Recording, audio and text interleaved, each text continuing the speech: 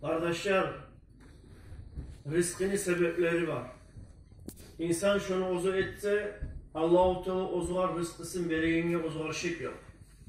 Kardeşler, birinciley adam erten namazını vaktisinde kılsa, gün çıkınca otursa, şu rızkının sebeplerindendir. Peygamber aleyhissalatu vesselam aytken, İnna Allah burika li ummati fi bukuriha degan. Allah-u Teala meni ümmetime barakat bergen erten vaktisinden. Sen ne işki uğrunamısan erten o şu işini etme var. Saparga çıkamısan, bir işini başlayamısan, ne ettiğine erten o etme var. Şu vaktide sana barakat vardır. Barakatta bulan tez bitmede bitir işin. Kardeşler, rızkını sebeplerindendir. Çok istiğfar etmek. Estağfirullah'ına etmek. Allah-u Teala Nuh Aleyhisselam'ın tilibilan ayet Kur'an'na.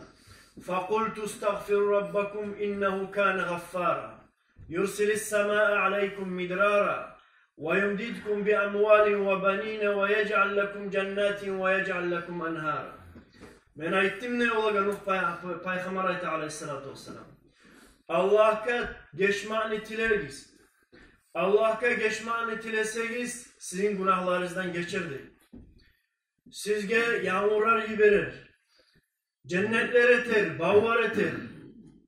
Mallarınızı arttırar, yaşlarınızı arttırar. Kardeşler, istiğfarını, ahiri, dünyada adam, ozunu Allah-u Teala rızkısını arttırar.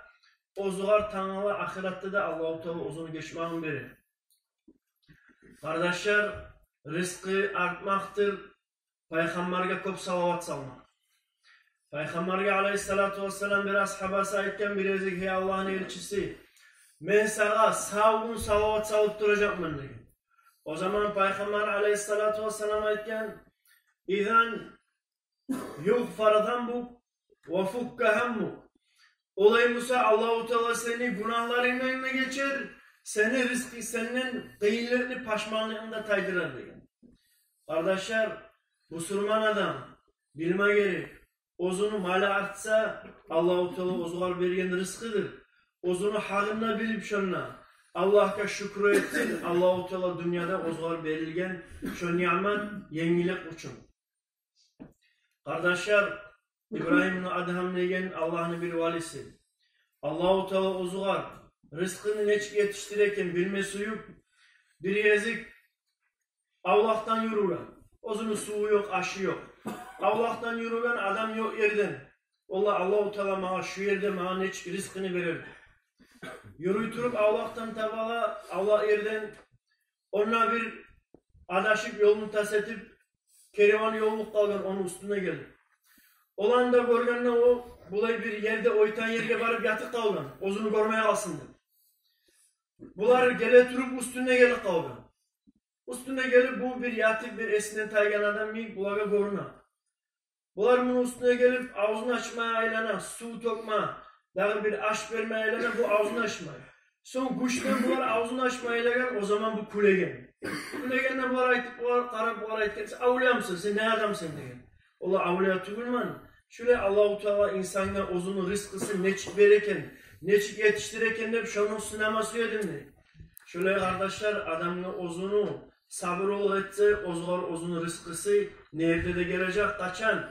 Kim Allah'tan korksa ve Allah'a tevakkal etse ozunu kazanagan zatından. Kardeşler Allah-u Teala nasip etsin. Etilgen nasihatla faydalanmaga. Allah'a tevakkal etegen. Allah vergen rızkını halal kuyla kazanıp halal kuyla harcayan kullardan bizim etsin kardeşler. Allahümme gfir lil mu'minina vel mu'minat vel muslimina vel muslimat ma beynel meşariki vel mağaribi kullihim amma. Allahümme ansur men nasaraddin ve khzul men khazaladdin ve ansuril muslimina alel kavmil kafirin. Allahümme a'izzal islam vel muslimin ve azillel şirke vel müşrikin ve demmir a'da'addin. Allahümme habbib ilayna'l iman وزينه في قلوبنا وكره إلينا الكفر والفسوق والعصيان. عباد الله إن الله يأمر بالعدل والإحسان وإيتاء ذي القربى وينهى عن الفحشاء والمنكر والبغي يعظكم لعلكم تذكرون. وقال تعالى: إن الله وملائكته يصلون على النبي يا أيها الذين آمنوا صلوا عليه وسلموا تسليما. اللهم صل على